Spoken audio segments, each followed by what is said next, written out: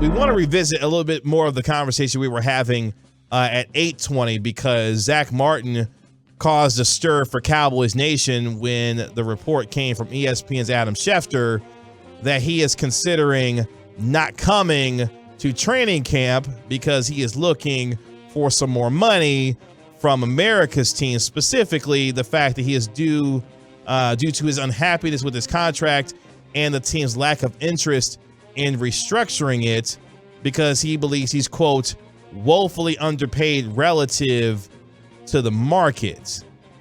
Now, Joel Corey, who is a terrific writer for CBS, former NFL agent, good buddy of Chris Arnold as well, had a very interesting tweet in response to some of this news, obviously, with Zack Martin, where he said, quote, that's the problem in doing the lengthy contracts the Cowboys prefer. Zack Martin signed a 6-year extension to become the NFL's highest paid offensive guard at $14 million per season back in 2018 during the option year of his rookie contract. Of course, now the top of the market is $20.5 million. Now, Corey makes a terrific point because we have seen that throughout the course of time when it comes to the Cowboys. They love their long-term, their 5-6-year deals. And this is why it's beneficial. Yes. Is that by the time you look up, by the time you blink, it's no longer market setting. It's, it's just maybe run-of-the-mill as the market continues to reset itself. I find that interesting because the players that they're going to have to deal with as we start looking forward when it comes to Trevon Diggs, Micah Parsons, Dak Prescott up for another contract extension as well, and how that informs what this season could mean, not just for those individuals, but we also mentioned Tony Pollard, who's in a contract year as well, where he could be playing the final year of his career with the Dallas Cowboys before he moves on somewhere else next year. What does these situations for you say when it comes to Trevon Diggs, Zack Martin, and others about not just the immediate future, but how that can inform guys like Micah Parsons and others and how they maybe deal with Jerry and Stephen Jones, given the fact that they like to engage in these long contracts? Yeah, well, I think some of this is that the Cowboys are going to have to decide how important that MO is because we've seen them acquiesce in certain forms, but I think that what you'll see is you've seen the troopers and Zack Martin kind of take that on, and now he seems to be unhappy with that, and probably reasonably so. I wonder how much, with the influence of agents and everything, they're going to be able to hold on to the idea of these longer contracts. We've seen Dak break them a couple of times on the idea of these longer contracts, and I wonder if they will continue to be able to hold that as their operating practices. Maybe they will have to acquiesce to the idea of doing it in a more shorter year structure that aligns more with what teams across the league and agents and players are looking for. Outside of that, we mentioned this earlier when we were having our conversation on the phone. They're going to have to start picking, right? The benefit of draft and develop is that, hey, man, you have the opportunity to sign these guys, but eventually you're going to have to decide which ones you invest in. And sometimes that's just because it gives you the opportunity to hit and miss. And, the ones that you miss, you do not continue to invest in. That raises, the kind of the proverbial, or maybe not proverbial, but the hypothetical question, what happens if they all hit? And you're in a place where you have a lot of hits. And eventually you're going to have to start making this decision on which hits are the ones that you want to invest in because you started laying them out. And some of them we know you got to pay, but in a lot of circumstances in a vacuum, you start talking about all those players and you're like, yeah, you pay that guy. Yeah, you pay that guy. Yeah, you pay that guy. But you can only do so much, right? I don't want to sound like Stephen Jones, but there's only so much pie, right? There's only so many times that you can pay these dudes under a salary cap structure. And maybe this comes back to the idea of, do you start deciding whether or not you go back in on this quarterback? And whether because that is so much of your salary cap, and maybe you figure that one out in a different way. But sometimes it might just be you need to start deciding where it is the players that you are willing to, put that push in for, and where it is that you're willing to say, if you find someone else to pay you, that's great, but we can't really do that. And then that moves on to planning ahead and having contingencies and making sure that you're drafting ahead to replace those positions. Well, Zack Martin is clearly pulling the elder statesman card, what it feels like when it comes to his contract and wanting to get some more money. Because it feels like, when you have people who maybe file a claim or something or want to get their business handled first, what do? They skip the line and say, hey, handle my stuff now. Or if you don't, I will continue to call you and bother you until you handle my claim or handle whatever it is that my piece of business needs to be taken care of. Make a ruckus. Exactly. I don't care what that person's number is at the DMV. You gonna see me next. I'm next. Yeah. I'm next. And that's what Zack Martin, it feels like, is pulling here. Like, I'm next now. Well, in part because he's been standing there with the number in the DMV. And waiting for quite some time to be finally taken care of. But here's where I guess I go with this, because if you look at these situations for each of these guys, whether the Cowboys decide to play hardball with Trevon Diggs, which according to Des Bryant, it sounds like maybe already happening, given what he has talked about and how the Cowboys may be, quote unquote, treating him unfairly, that being Diggs, according to Des Bryant. But now you look at Micah Parsons, for example. You look at Dak Prescott. Two guys that are represented by two very powerful agents. We're talking about Todd France for Dak Prescott. We're talking about David Mulligetta, who's arguably the biggest power broker right now in the National Football League, based on all the clients that he represents and the hundreds of millions of dollars that he's gotten, said clients, to name just a few, Derwin James, Deshaun Watson, Kyle Pitts, among others. There's plenty of names that you can come up with for David Mulligetta. How does that inform now how Micah Parsons goes about his contract negotiations? And for Dak, for having more opportunities to get back at the proverbial financial, pie when it comes to NFL free agency and those dollars there. I think what happens with Diggs and Martin, and to a certain degree CeeDee Lamb and Dak Prescott, will, I think, inform Micah a lot on how he'll need to go about his business, even though it's pretty much understood a blank check for him going and coming at the end of this upcoming season. It's really weird to say.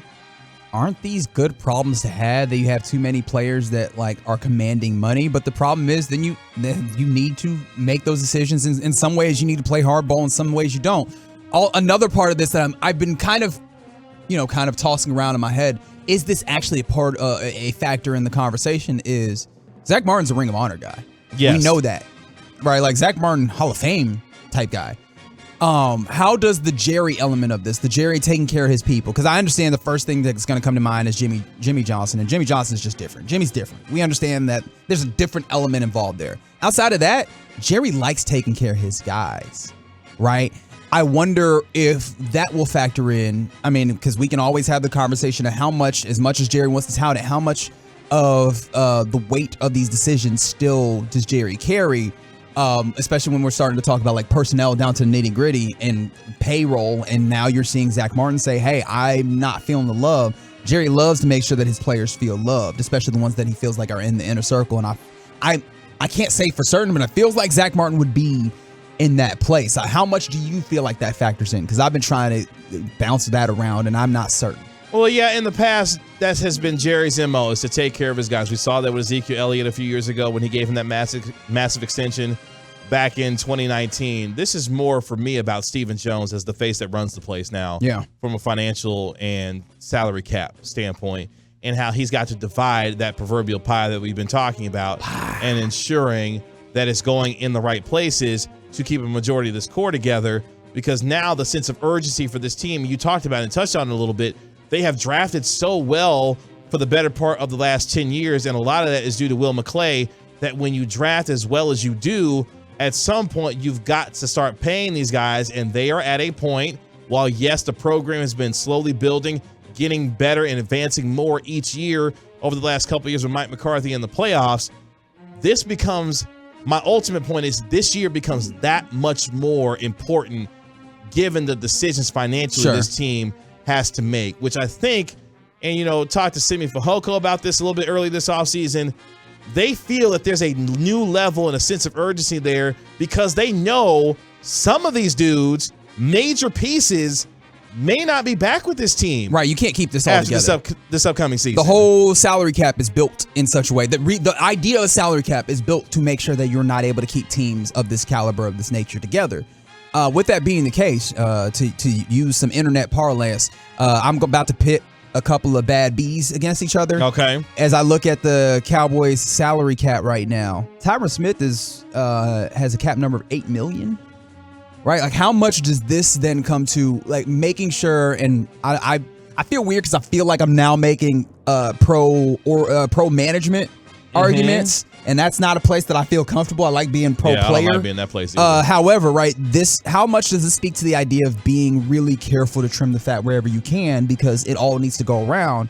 Because Tyron Smith, he is a great player, or at least has been. Yeah. With that, but like, look, man, making the decisions when and when not to stay with the player, is that something that they missed on? Where and I guess that's where a lot of the conversation about Tyron Smith continue to start at left tackle is. But did they miss the opportunity to move on, get younger, and maybe have a better built salary cap role to better position themselves for this situation? And I think that's part of some of the frustration here when you look at the offensive line in particular, that if you wanted to start the Tyler Smith plan with him at left tackle, you should have moved off of Tyron Smith this offseason to get that started. And now you may have a little bit more financial room to deal with unexpected situations that come up, like a Zack Martin, to ensure that he's taken care of. Now, ultimately, I think they get Zack Martin taken care of, and that's not going to be a lingering issue as we get closer to the regular season. Because that doesn't feel like something that is wildly difficult to take care of either. I don't think it is either. And the other point for me is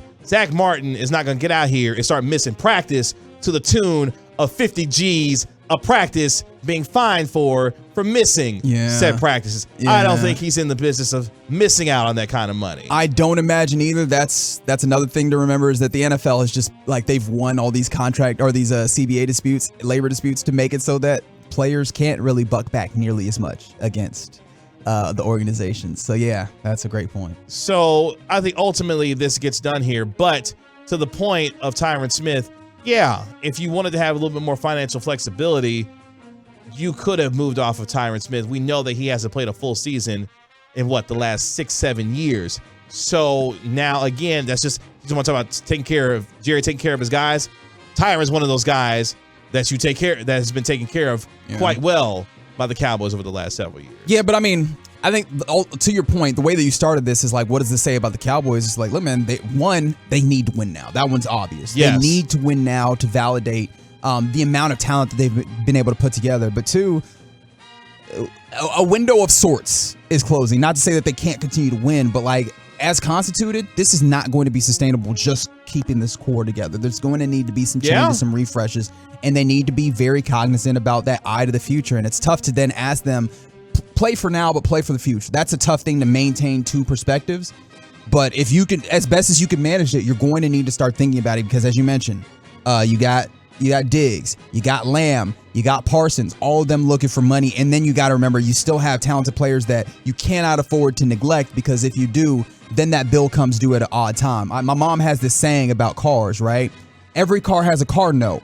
A new car, you just know when it's coming due, right? So, every month, I know exactly how much it is, and I know when it's going to be. Mm-hmm. A used car might break, the alternator might break, and all of a sudden you got a bill you weren't expecting. Yeah. In a way, that neglect, I guess, and that's a harsh word, but I think you know what I mean. Mm-hmm. That neglect of, oh man, Zack Martin's fine. This is kind of that alternator, and now this is some money that you might need to come up with that you probably didn't plan for. On top of the fact that you're bracing, if you don't get a contract extension done with your quarterback, relatively soon, we're talking about a cap hit for your quarterback next year to the tune of $59 million for Dak Prescott.